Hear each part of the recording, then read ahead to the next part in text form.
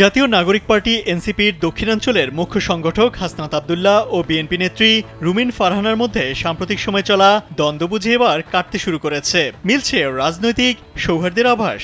শনিবার রাতে ব্রাহ্মণবাড়িয়ার বিজয়নগরের ছতরপুর স্কুল মাঠে নতুন সংবিধান নিয়ে আয়োজিত উঠান বৈঠকে হাসনাত নিজেই বিষয়টি তুলে ধরেন সবার সামনে। অনুষ্ঠানে হাসনাত আব্দুল্লাহ জানান, রুমিন ফারহানা তার খোঁজ খবর নিয়েছেন এবং উপহারও পাঠিয়েছেন। রুমিন ফারহানা উনি অনেক দিন ধরে রাজনীতি করছেন, আমরা এসেছি, উনি ওনার লোক পাঠিয়েছে।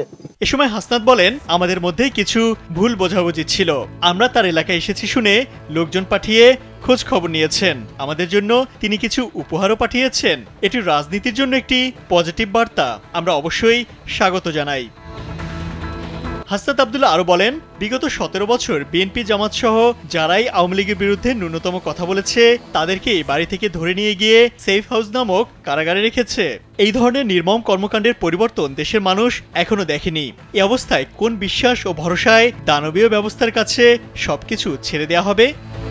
বৈঠকে নির্বাচন ও সংস্কার প্রসঙ্গে হাসনাত বলেন, শুধু নির্বাচন নয়, সংস্কার ও বিচারেরও প্রয়োজন। এজন্য আমাদের সবাইকে ঐক্যবদ্ধ হতে হবে। এনসিপি যেন সাংগঠনিকভাবে শক্তিশালী হয়ে সরকার গঠন করতে পারে, সেজন্য সকলের কাছে দোয়া চান তিনি।